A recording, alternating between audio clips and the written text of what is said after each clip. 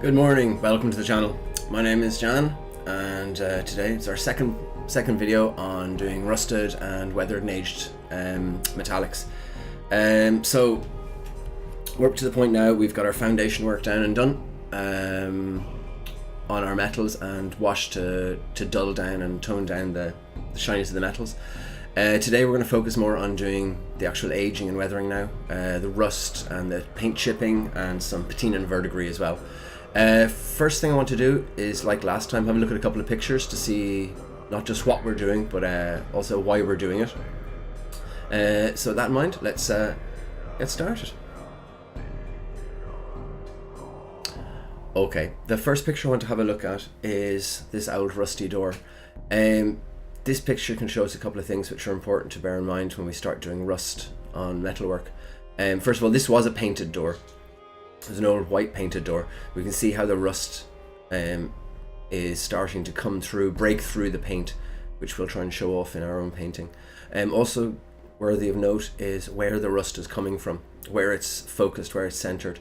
If we look at the braces and the hinges on this old door, we can see that the rust is at its strongest, where moisture can really accumulate, where it will really accelerate the rust, the oxidization and the rust process. Also have a look at how many different colors we're dealing with. We're not dealing with just one color. We're dealing with a whole variety of different browns, oranges, really nice rich red browns as well.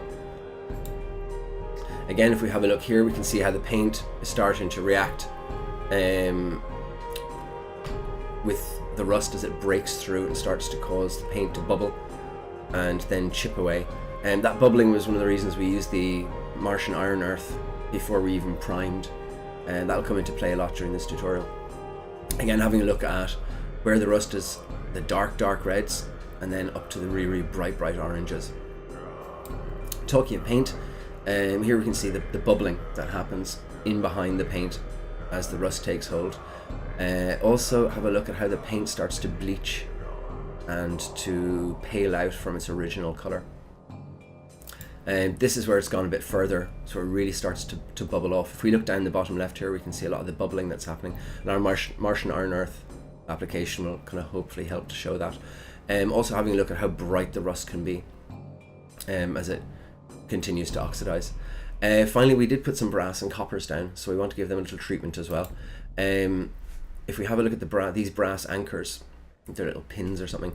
We've got the polished brass where it gets rubbed, where it keeps its kind of more true brassy color, but as it gets down into where it's not being abrased, we see a nice kind of green, bluey green patina, and then in the very recesses where verdigris starts to happen, we get this real powder blue. So that's what we'll be looking at today. Let's get started. Okay, from last time, from our first video, which you'll find the link for down below, this is where we got to. We used 3 different colored metallics. We used a bronze, a gold, and then a kind of a silver steel to get a variety of color and tone for the kind of colorization that's happening within the steel itself. We then washed it down with a brown black ink to dull down the silvers and to start to get a little bit of grime put in, some shadow and some contrast. And we did the same but with pure black for the brasses and the coppers as well. So the next thing we want to look at doing is adding our rust. Now, if we're doing rust, as we saw in the pictures, there's such a variety of different colors. We want to kind of emulate that and have a couple of different colors. Just using one color will not give you a particularly effective rust result. So we want to use a couple of different colors, a couple of different things. First, we're going to have a look at using this little beauty from Vallejo Environment, the rust texture. Now, a word of warning with the rust texture: this has sand and grit in it, which will help to give us more texture on our bulkheads. But do not use a good brush. Don't pick out your beautiful new Winsor & Newton Series 7 that Mammy bought you for Christmas. You want to use an old janky brush, because the grit will get into the body of the bristles on the brush, and it's quite abrasive, so it'll ruin any natural sable brushes. So this is going to be our first rust coat. From there, we want to start brightening up. We'll go with a nice, lovely autumnal brown red, Jumbo brown from Citadel. And finally, for that powdery bright orange color, which is the kind of the final staging of the color for rust. We'll go with scrag brown, a really rich, lovely orange, orangey brown color. So those are the three paints we'll use for our rust. So to start off, we want to push in some of our rust texture. I'm going to put a lot of this. We're going to use quite a bit of this. So I want to get an old not as important brushes. Again, as I said, this stuff is abrasive, so it will ruin any natural hair brushes, any natural sable brushes. So just an old brush is fine. Give it a good shake, because there is grit and sand. This is very similar to typhus corrosion from GW, except that this is a rich brown orange as opposed to the typhus corrosion, which is kind of a dirty green. If you don't have this, not a problem. You could use a bit of Rhinoxide from Citadel, mix a little Doombull brown in just to get more of a reddish tone in there. If you're a Vallejo person, not a problem. Something like mahogany will work just as well. It's quite a similar color. Mahogany from Model Air will work really, really nicely. Or you could go with the old Armor Brown. Any dark brown, dark reddish brown would be absolutely fine for our first layer. Make sure you have a nice big pot of clean water as well, because you're going to be using that a lot. Okay, so we're going to take quite a bit of this and pop it out on our palette, because we will use a fair bit. You can see just on the brush, it's a very dark, rich, chocolatey red brown. Now, how we're going to do this is, as we saw in the pictures, rust is all about layering. It comes in layers. As the oxidization takes place, it comes in layers and layers and layers. We're going to slightly emulate that natural process in our painting.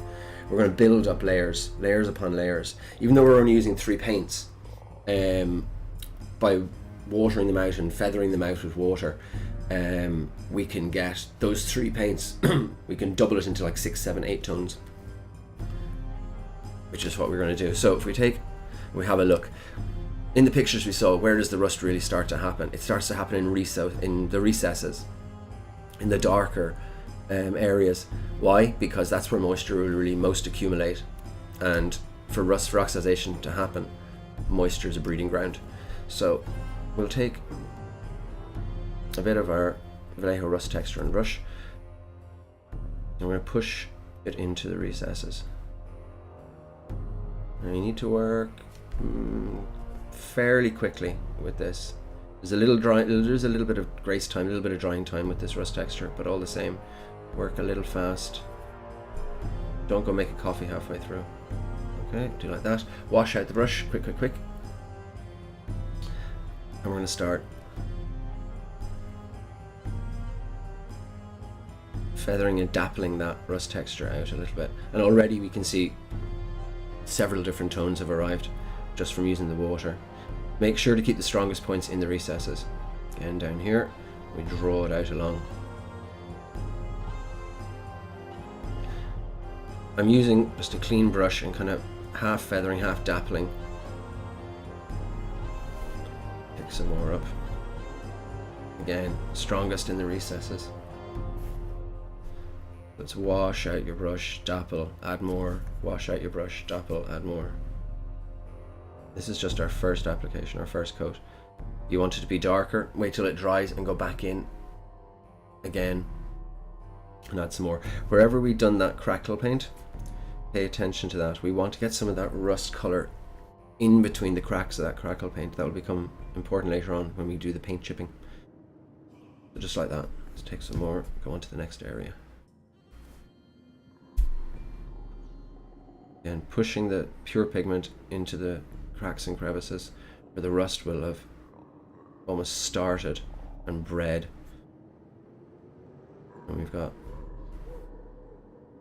a whole palette of that crackle paint there, and we want to make sure that we get nice, rich tones going on with this. So this is our kind of background rust.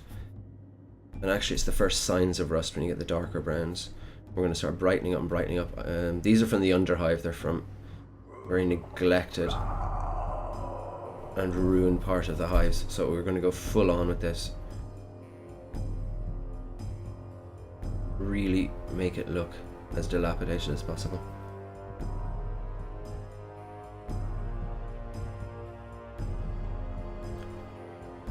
Again, trying to leave any straight lines.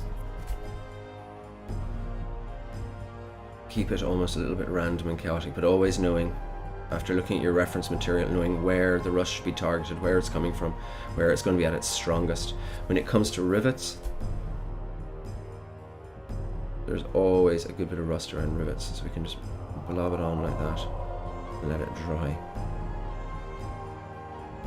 Where metal overlays metal, again, these are places for moisture to accumulate and therefore will get the rust first. So as we keep on doing that, we're starting to build up these nice dark brown tones, our first layer of rust.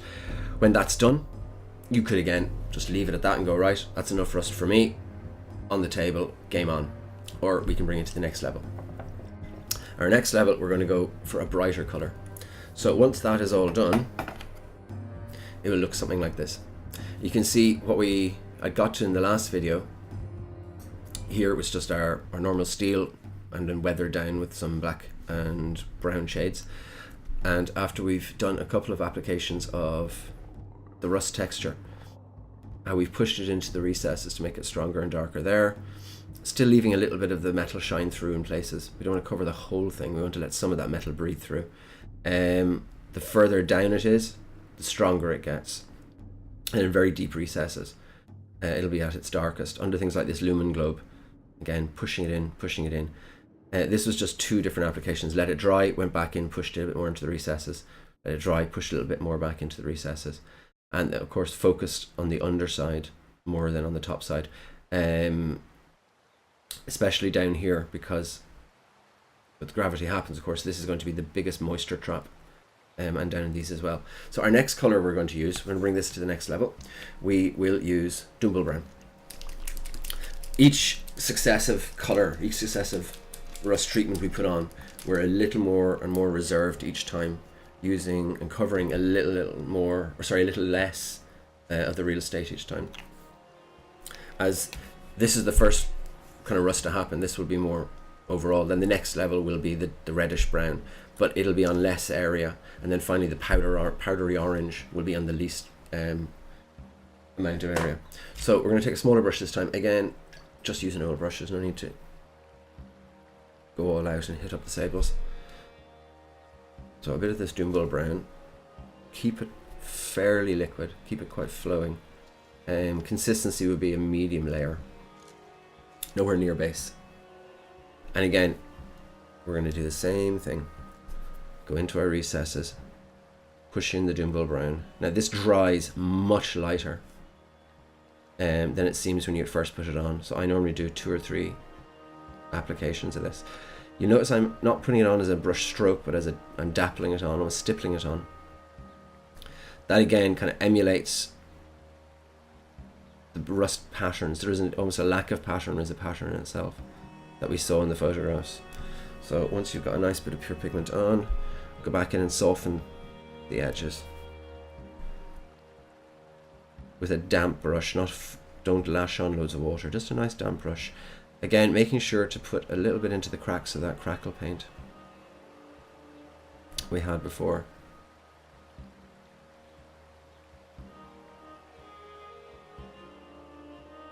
Just like that. Now when this dries, it will lighten right back, so we'll go back in and add more pigment. And you can see I'm going over less than I did with the rust texture, building up the layers of color, the layers of rust.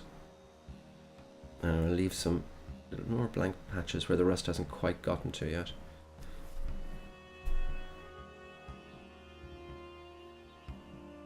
If you go over something too much, it's not a problem. With a wet damp brush, you can lift that paint out. Similar to in watercolors, where you will use a wet brush to lift paint back out of the watercolor paper. We can do the same thing here.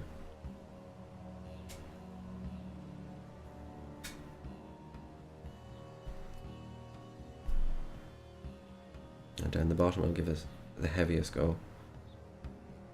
I just do it segment by segment. But you could go all out and just splash it all over the place. But as we go up into the brighter colors, you want to be a little more controlled as we go along. There's not any rules. I'm not saying there are rules, but there are rules.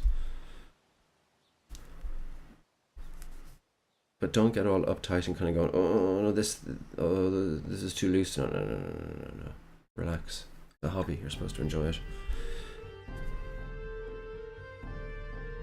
And again, around rivets, let a little bit of pooling happen around rivets, so that'll dry back in, and you'll have a nice rust shadow in under each rivet. You want to give a shadow to pretty much all the rivets. They're one of the first things, one of the first places that you start to get the rust happening.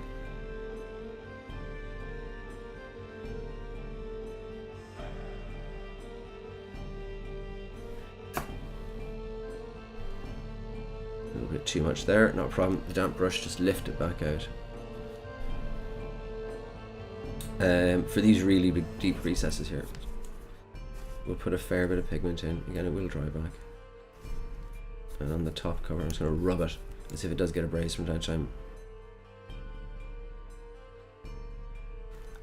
And it comes in around here.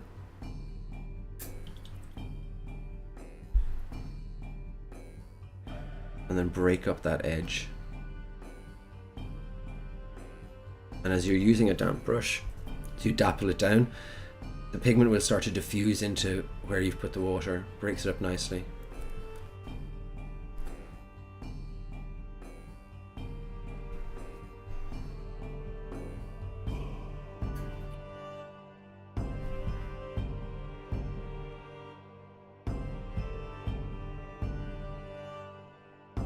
And you'll notice that the rust is stronger underneath things than it is on top. And we have a nice big bit here, so I'm going to put in a lot of pigment into this area, because this is down towards the bottom. I'll go in fairly strong. And again, exactly the same thing, just dapple it out. If you've too much pigment, wash your brush again, get rid of a little of the excess water, and use that damp brush to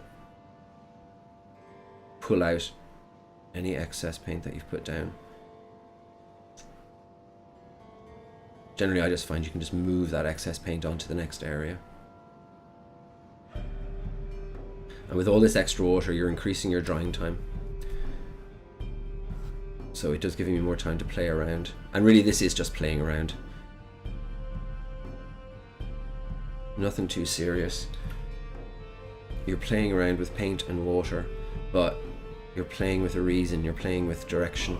Because after looking at the reference photographs, you know this is a place where the rust is going to happen the most. This is a place where the rust is really going to thrive and breed and start to decay. The undermetal. So as I said, we're going quite strong in this because I do want to go for very old and ruined bulkheads, considering where they are. If you don't want to go this far, you can always, as I said, leave it at the last application, or you can go onto this one and stop, or you can bring it onto the next one, which we'll do in a minute. Now again, as you can see here, this has dried and it's lightened up considerably. So we want to go back in and strengthen. But this time we'll use less again, just a simple line into the recesses. Not as much as last time.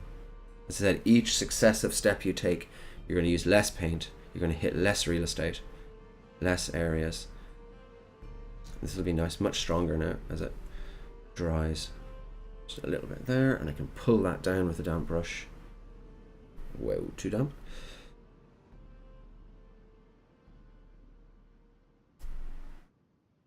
I want it at its strongest in the base. And these rivets here, I will give an extra little pigment to.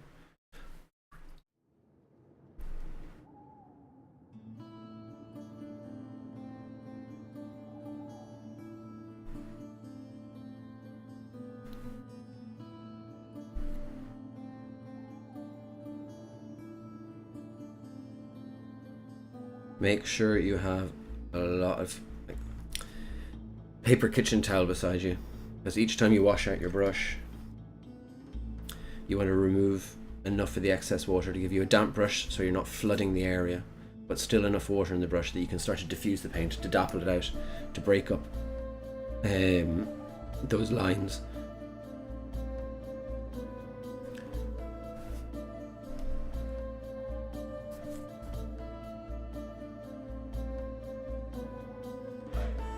Now, even though that's a brass rivet, it's riveted into steel, and the moisture will collect underneath the brass rivet, which is lying against steel, so there will be rust underneath the brass rivet. Even though brass doesn't actually rust, steel underneath the brass does.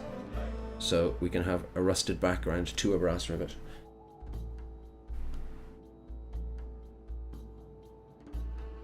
If you let a little bit of streaking and dripping happen, that's all the better. Draw a nice line underneath that panel.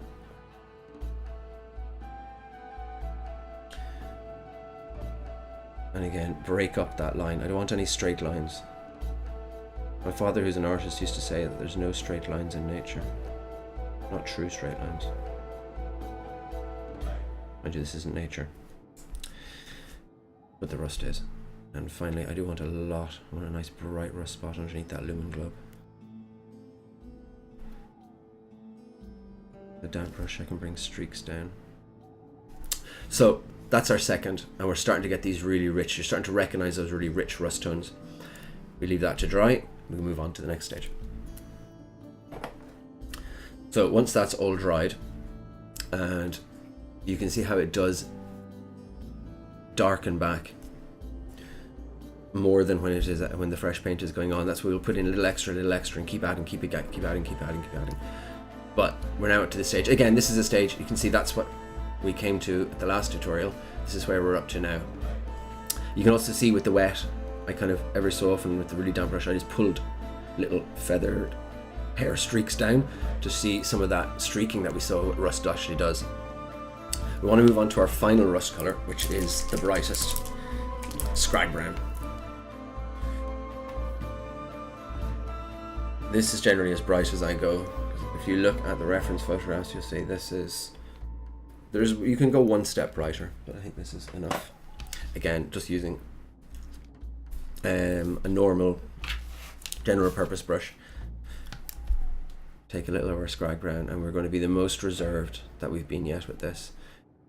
Pure pigment, not thinning it down, straight out of the bottle. Start up here. And I want a lot in here because this will be pure orange. So I'm putting on opposite corners a lot of the pigment. Wash out. And just draw it along. Alright, let's go into our panels.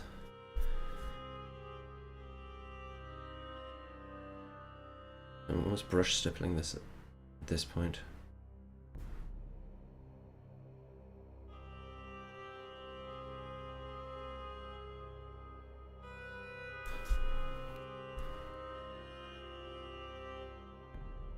As before, each time you're following the same MO, push it into the recesses for the strongest values, and then start to tease it out with the damp brush. And again, this will dry down darker than it goes on, so we're going to go back in several times to increase the strength of the rust each time.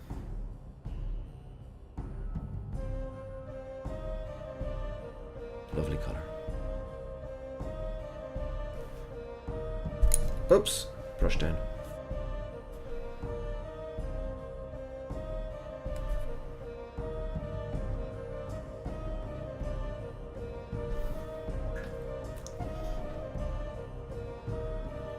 Now, as we've put this on, it's a pure pigment, we haven't added any water into it, our drying time is less. So work quickly.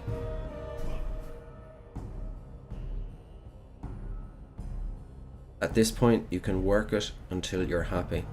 There's no hard and fast rule, depending on how much of the orange you want. Keep working it, keep adding it, keep adding it, keep working it, until the point you're like, right, that's enough. I have enough rust there. I don't want this thing to look like it is going to fall over or turn to dust. But we're gonna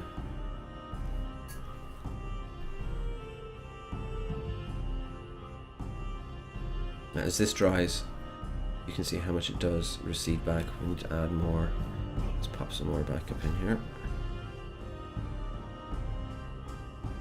Just break up the edge of that on either side. And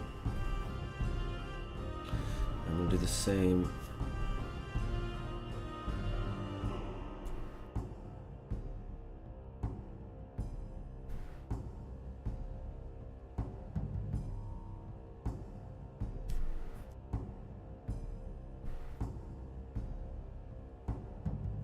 So as one area is wet, move on to the next, and then that'll start to dry, and you can go back in.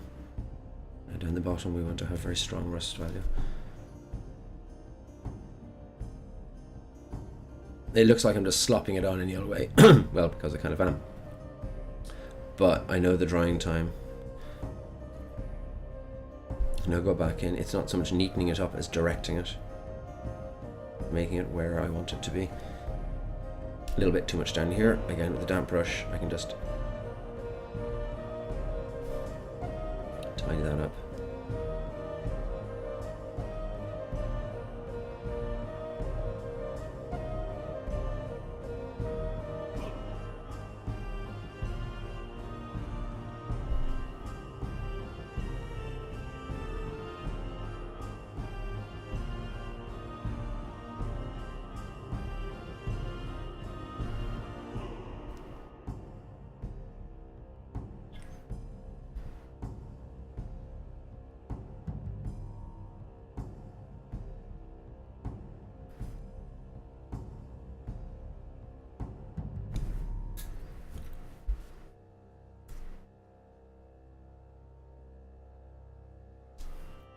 And then again, as this is dry back, I want this to be more bright. I go back in and just add a little bit more.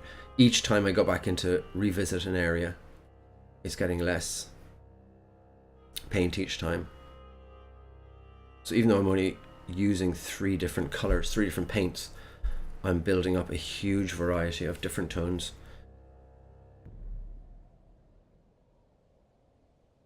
Just by using simple water. There's no need to use mediums. This, if you try and use medium while you're doing this, you'll go through a whole bottle of medium, because we are rewashing our brushes a lot and we're dipping into the water a lot. Pure water is absolutely fine. Again, revisiting these rivets and just adding a little blob to each rivet, which will, like a wash, go into the recesses and dry. So we keep applying like that.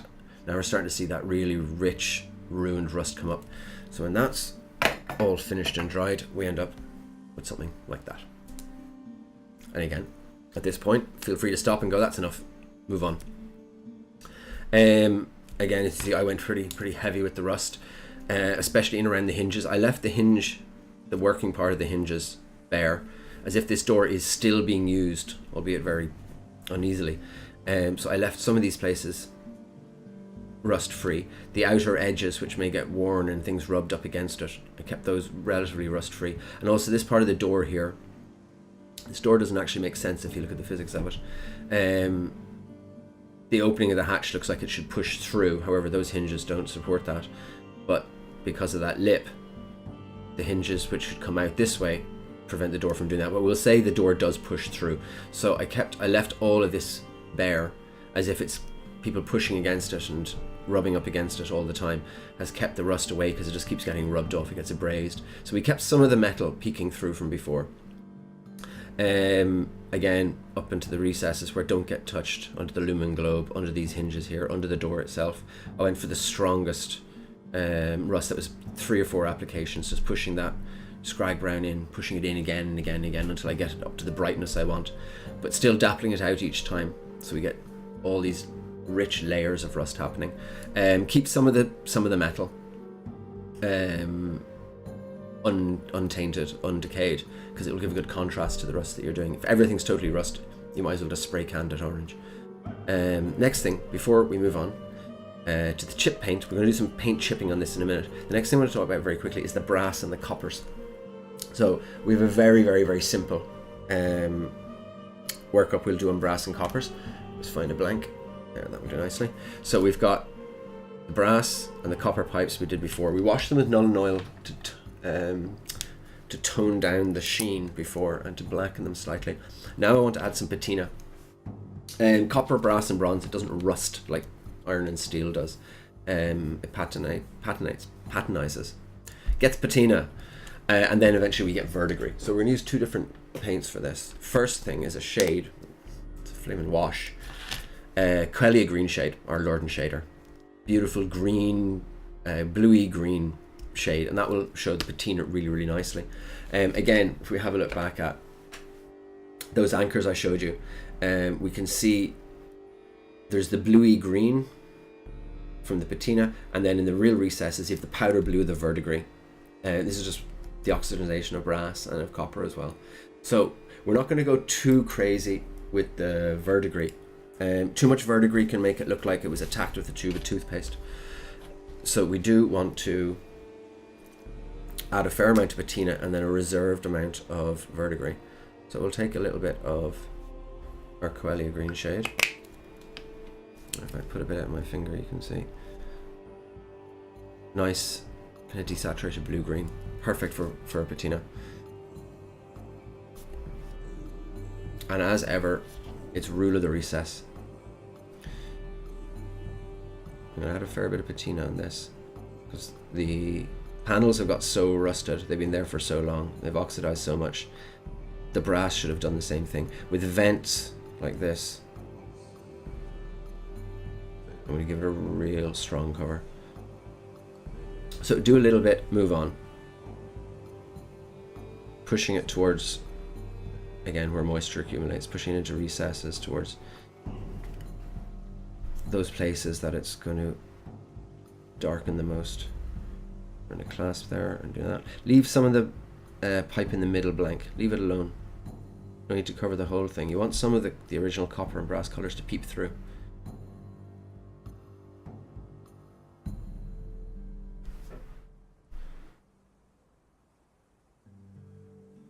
These old gauges. We can go back later on and paint the face of the gauge if we so wish. If you want to be really in on the detail, we can just leave it like this. It is up to you how much or how little you want to actually do. Each little step takes more time, but each little step does add another level of realism, another level of impact to the piece. So you're basically trading off time versus impact. Now this part here is a little bit dry, so I go back in, add a little bit more, and a little bit more. And you start to blacken the brass and the copper as well with the Quellia green shade. Go over the rivets, give them a little green tone. Again, you're wanting the shade to go into the recesses and around the edges of it, not exactly staying on the top of it. Rivets, we are going to add a little polish to them as they are always sticking out. Rivets will get abrased quite a lot, even rivets up here. But around the recesses we want that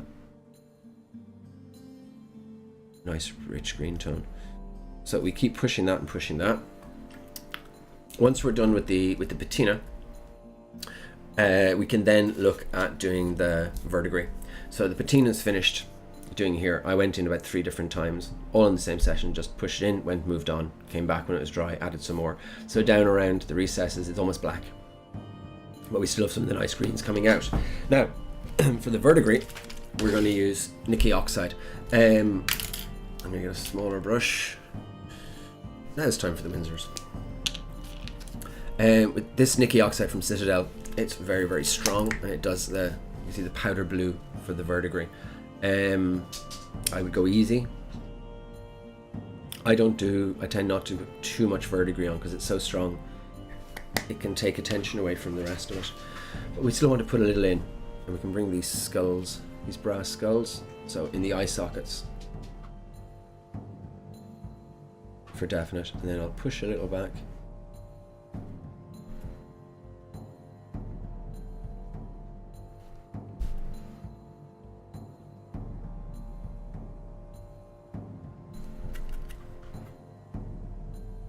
See, I'll put some on and then rub it off.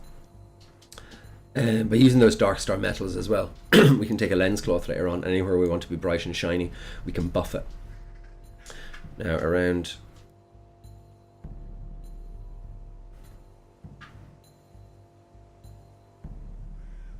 we want the verdigris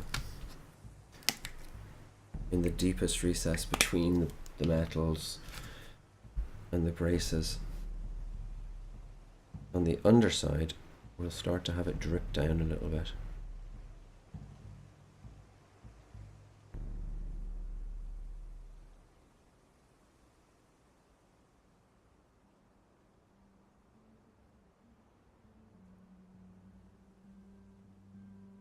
Be a little bit stronger in here because nothing is going to get in at that to disturb it. Again, putting our verdigris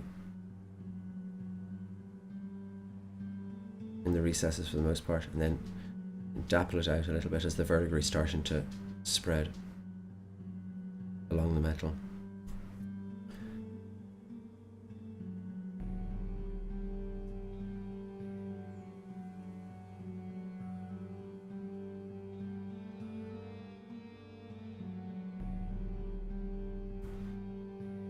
Now these buttons may be still getting used, so I can put a little bit in between the buttons, but not on the top of the buttons themselves, as if they are still getting used, so they remain quite shiny.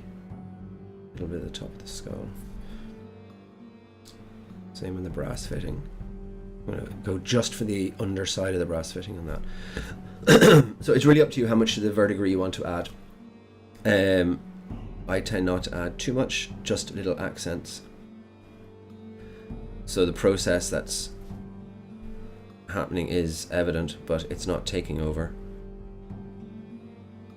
Just a little tickle. And we'll start to get that. And for me, that's enough verdigris. I'm most reserved when it comes to applying that, but it's up to you. So once that's all done, it should look something like this. As I said, I'm going for a very, very heavy rusted and dilapidated look. If you don't want it quite as much as this, you can be a little more careful with and reserved with the amount of rust that you're putting on. I want mine to be looking really, really ruined. Next thing we want to think about doing is chipped paint. All of the paint may have been gone, it may never have been painted, or there might just be a little remnant of paint left over. We're going to do this with sponging and brushwork. First of all, we're going to sponge on. We'll be using basically sponge like blister foam that you get when you buy minis. Is a bit of blister foam in to keep the thing from knocking around too much. We can use these little beauties called weathering sticks. I got them from Green Stuff World. It's essentially a plastic tube with a sponge the whole way down. You can pull the sponge up a bit and then shape it. Just with a pair of scissors. Nice and easy. Now, these things are horrendously easy to make. You can make your own in a couple of minutes. So let's have a look at doing that. A pen, here we go. Normal pen, just a normal pen that you can take apart. Okay.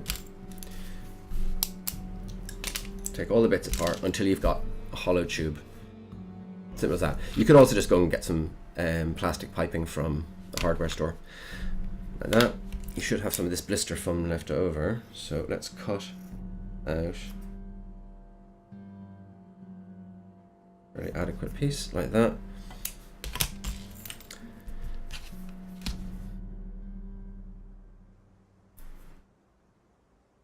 And this really is how easy it is to make your own weathering stick.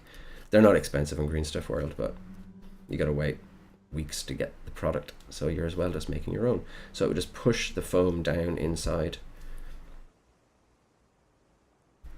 which is now there, just like that. And then you take a scissors and again just clip off any excess bits until you have your own very, very quickly, simply and cheaply weathering stick. It's as easy as that. I saw these and got them and thought those were brilliant when they arrived. When I got them, I was like, oh, those are brilliant. I can make that myself for no money. And we all have a lot of blister foam hanging around, but we're going to use this anyway. Why use this rather than pulling off a piece of foam? One, it'll keep your hands more It'll keep your hands cleaner. Normally what we do is we just pull off a nice chunk of foam like that, either in tweezers or in our hand or in our fingers, and then sponge away. It can be a bit big, and also the paint goes all over you, and you're doing it bit by bit. These things are quite handy as they'll keep you a little cleaner, but they're also a little bit more targeted. I want to put some paint on here. Now, first of all, really bright colors. Could I go on immediately and use a really bright red and go, right, really bright red, let's go? Yes and no. You could do that. It would look at odds with the rest of the piece. So bright and clean and new, utterly shagged up. Bright, clean and new, doesn't make sense. What you could do is use this first, but then you're going to have to add a lighter tone of that each time to show where the paint started to bleach. I like the colors they usually use on like ships and old metals and that, which are not generally quite bright. We could go for a nice blue. If I was going for a nice blue, maybe a little Thunderhawk blue. And the blue and orange are basically opposites on the color wheel. They're complementary colors, so they do go well together. If you look at your color wheel, you see a light blue directly hits to an orange. That would look quite nice. You'll also notice the paints that I'm showing you are quite opaque. There's a lot of white in that, so it's a bleached color already. We could go with a green. Green and orange go really well together. For example, if you're doing orc skin, which is green, I always use an orangey browns to shade the skin to give it just that extra bit of character. So green would work quite nicely. Yeah, like Strachan green here. I'm going to go with a kind of a beigey bone color. I'm going to start with Carrick Stone, which already looks like it's been bleached out.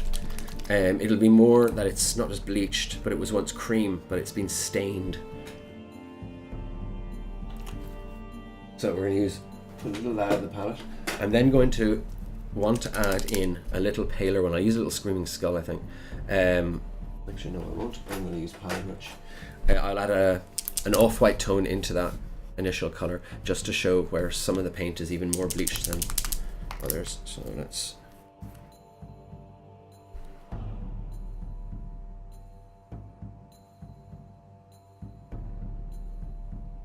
a little of that on the palette. Okay, now there are places I don't want my sponging work to go, even though I'm using this, which is quite a controlled way. I don't want it to go onto these rivets and onto this rim panel here. I just want it on this central panel. We're going to do some down over here where we saw the chipping, that paint chip. So I want to show like the paint is bubbling and cracking coming off. Easiest mask in the world, piece of paper. So we will push the paper in so we can actually mask so we don't hit into the other bits. Bit of paint on the old sponge.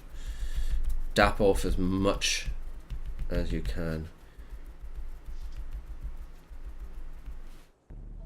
And then let's start adding some of our, we'll do it in the middle first, some of our chip paint. And again, we're building this up.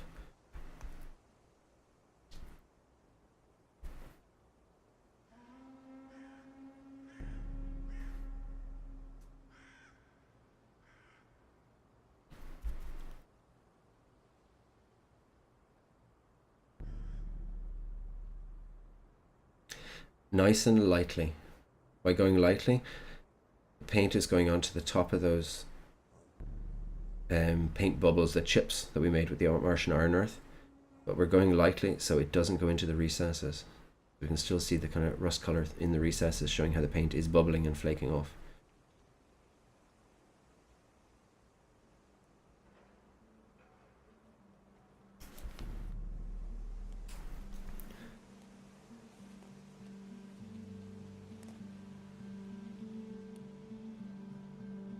And in the very, very center, I'm going to get stronger and stronger.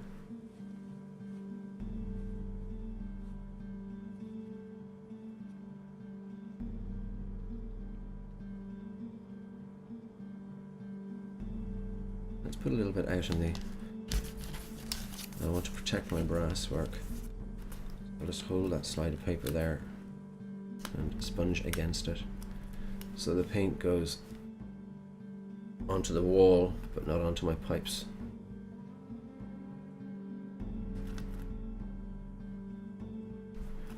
just a little bit.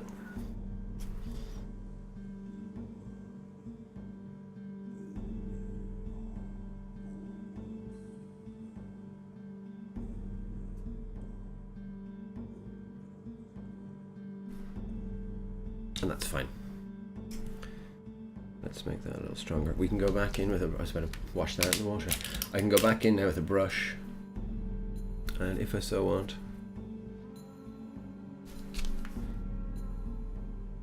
strengthen up any areas. Again, I'm not using brush strokes, but just dappling it on. So I'll have a few little areas which still have retained a strong layer of paint. And then as it comes out there, it's starting to flake off, where a lot of places it's already all gone.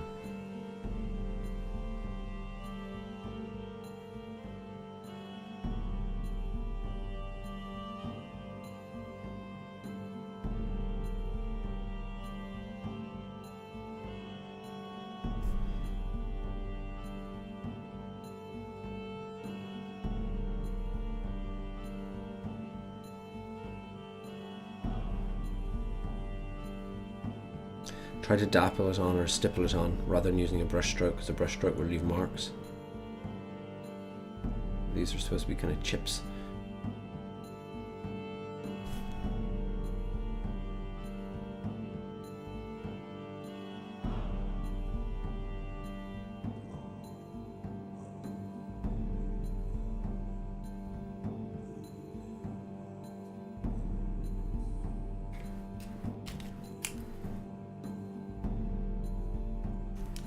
Okay, now what I want to do next is I'm going to add a little pallid witch flash into this.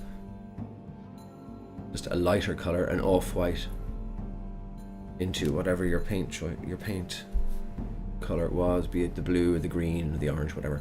I wouldn't use orange paint on this because you've already done so much orange with the rust. Folk will find it hard to decide, is that rust or is that chipped paint? Use a contrasting colour is better, so we're going to use bit of our pallid witch, mix lighter, add it in. I'm just dappling it in, smudge it a bit, again with a sponge.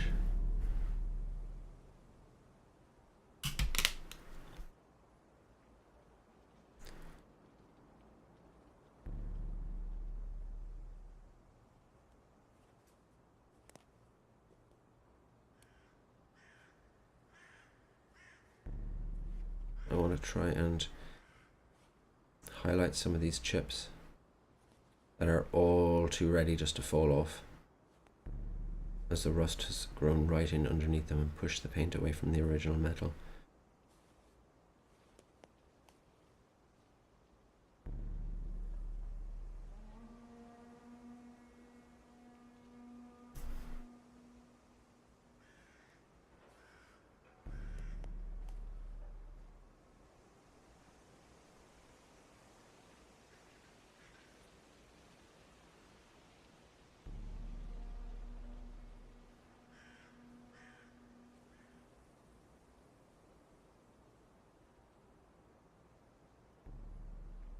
Now that's all well and good, but it still does look a little bit on the clean side. So we're going to go back to our rust colours and take a little bit more of that scrag brown out. And we're going to thin these right down and start to stain. We saw on the photographs around the rusted door how especially how the rust colour, the rusts come down over the paint and stain it.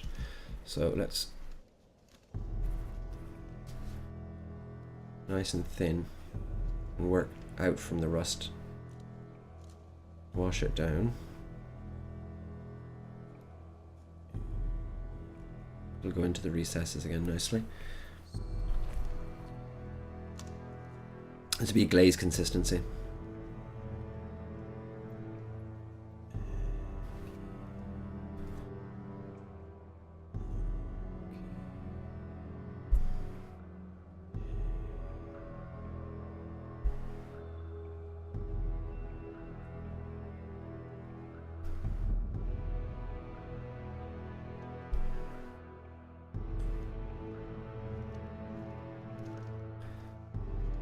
What I'm going to do now is add some full-on rust streaks coming out. I'm going with a thinner brush.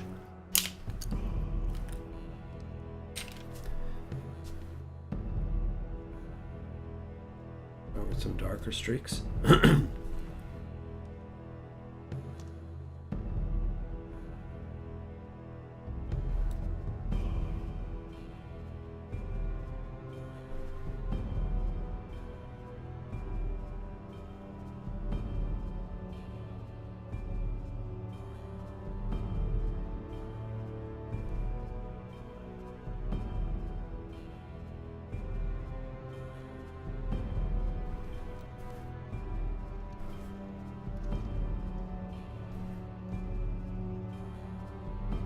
When you're doing streaking, look where the streaking is coming from. I was going to streak here, but it's not really coming from anywhere. But down here, however, it can be coming out of that hinge.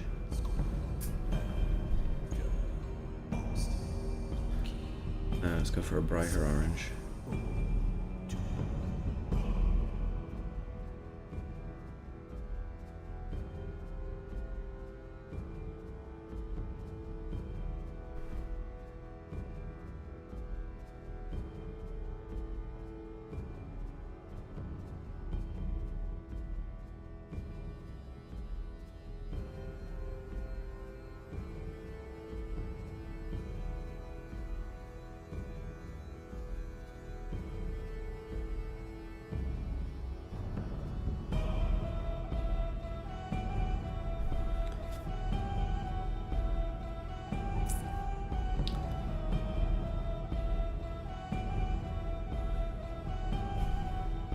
So you can see we start to get those nice rust streaks coming down from underneath the porthole, and they're streaking down across our chip paint. Make that one a little bit stronger.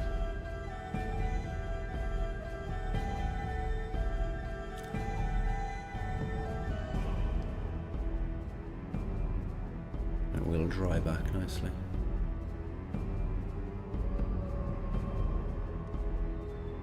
Now our final thing we can do, if we want to go a little bit further, we've got our chip paint, our old chip paint there.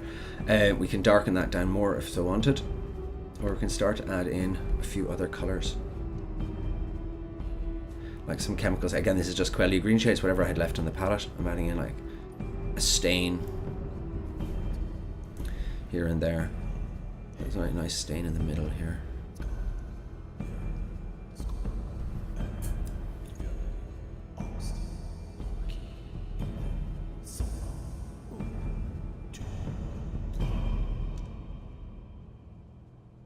Yes, I do lick my brushes, and very often I will use it to take pigment or colour out of the brush if it's a little bit too strong. It's a bad habit, don't do it,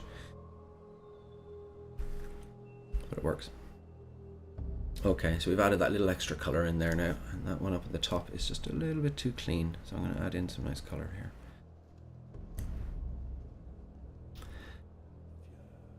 So, is there anything else we can do now? Well, we've two other little things we can do just as a kind of send-off, and we can add some grime and oil. There's really no need to do this if you don't want to. I've got some of the Vallejo Environment oil stains and also streaking grime. And to be honest with you, I use streaking grime more on my death guard than I do anything else.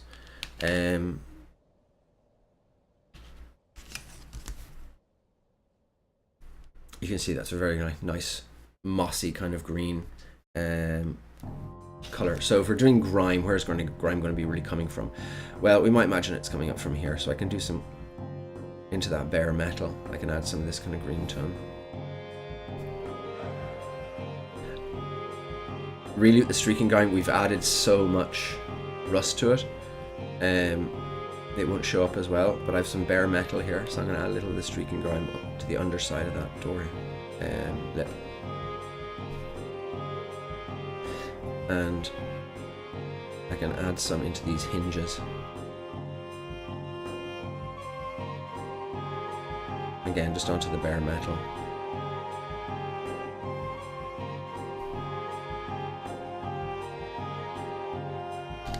get a little bit more of that. As I said, you don't have to do this, but every little extra layer you put down, every little extra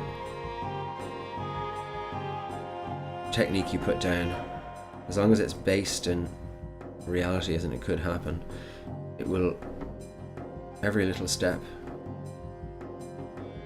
serves just to bring your piece to life that little bit more, make it a little bit more convincing. So I'm using the grime more for the colour than anything else on my bare metal parts. Let's put a nice bit down here as well.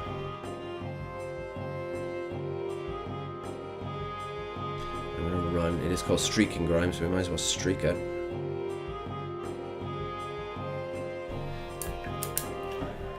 I think I'll just feather that out. The streaking grime, when it dries, will be semi-satin, so it will have a little sheen to it as well. Now I'm going to leave the engine oil off for a second. We've got one more thing which we want to do. Abrasion. Yeah, medium dry brush should do the trick. People will still be down in the underhive, the edges and stuff. We want to actually just add a little bit of bare silver to, a little bit of bare silver, and we're going to do this incredibly lightly. We do not want to have huge, massive streaks, the light going over it. I'm using a little bit of the Vallejo Chrome, the brightest silver I have, and a dry brush, medium dry brush, and I'm going to powder brush this. I am making it even drier than I normally would for a standard dry brush, to the point that if I do it to my hand, you can barely see the sheen that's coming up there. I want that light. And we're just going to hit edges, and not even that much. Just these edges here would probably get clowned a lot. Same over here. So this is kind of showing where the rust has been battered off, knocked off. I think it's going by. Top of rivets is a good place to go for it as well. Be very reserved with this. If you do too much, you lose a lot of the effects that you've just spent ages working on. So you're trying to hit anywhere where the metal is really sticking out and is prone to getting hit by things going by. That includes our pipes as well. Give a little sheen in the middle. Now that's enough of the dry brush. It's just to give those little brushed back, abrased edges. The last thing I want to do is I'm going to take a small brush, a little bit of that Vallejo Chrome again, a little on the palette, and if we so want,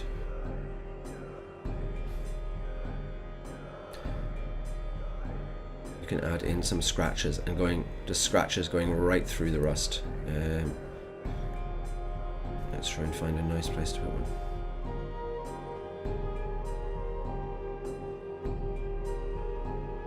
If you're wanting to go down with edges, don't just do a straight line, it looks unnatural. Tap it on, break up your lines.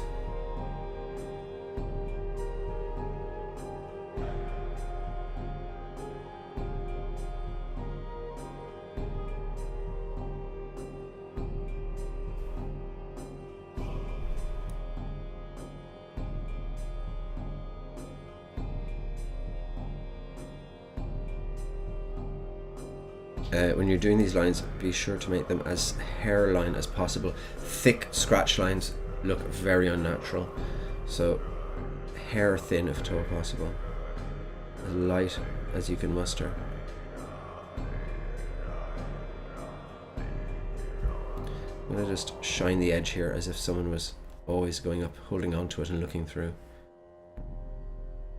And you can continue to add these little scratches, little hairline scratches all over. And we're going to leave it at that. Again, as the cliche says, less is more. But still, it's nice to have those little extra scratches in there. It gives a little bit of life to it. The last thing I'm going to use is oil stains. Again, I'm going to use a synthetic brush for the oil stains rather than one of my good sables. It's called oil stains, or engine oil, it's sometimes called. Again, Vallejo Environment. It's another one of their technicals. It has quite a strong finish to it. It actually does look like oil. It has a nice kind of browny tone to it, like dirty old oil, and it will dry. Not fully gloss, but a little more than satin. And I want to use this as if there's something dripping down out of my lumen globe here. So I'm going to put a little blob underneath and then draw that blob down.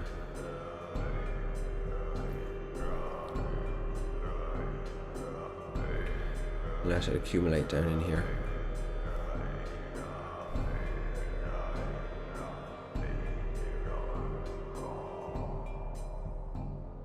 The rust will still show through, it won't obscure the rust, but it adds a little darker tone, and it will dry semi-gloss.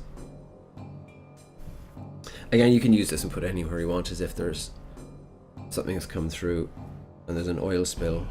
Let's say have one here underneath the door, going down into the grill.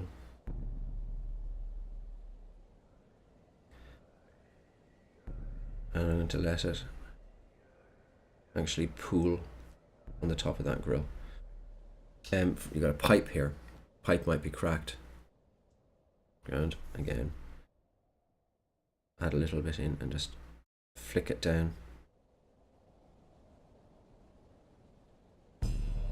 You do exactly the same thing with the streaking grime as well if it's a different chemical. And I think that is enough. One of the big things is to know when you're done. When it is right, that's everything. That's as far as I want to go. I don't need to go any further. Any further will start to ruin it. And that is our finished Necromunda weathered, rusted, knackered, janky piece of terrain. There are a few other things you can do. You could add a stencil on here. You can go in with a stipple brush, a very, very small stipple brush. You can put in like graffiti, gang signs, anything like that. As for the rivets over here won't get touched probably, but you can see there's a little bit of brushed on the rivets here, which are closer to where people are opening and closing the door, so we give those, and I did the same up here when I hit it with that dry brush. The tops of rivets will always be the first things to get knocked off, to get the rust knocked off, so it's nice to have them, a little bright silver on those. And that is basically our finished piece. I hope you enjoyed the tutorial, folks. I love doing my metals. I find it really, really cathartic and enjoyable to do. If you have any comments or questions, please just pop them in the comments down below. If you enjoy the video, please do click that subscribe button. I'm usually to be found over on Twitch, where I stream on a regular basis. Simple Twitch TV/Genuine Vision. Until then, take care, and until our next tutorial, keep on painting.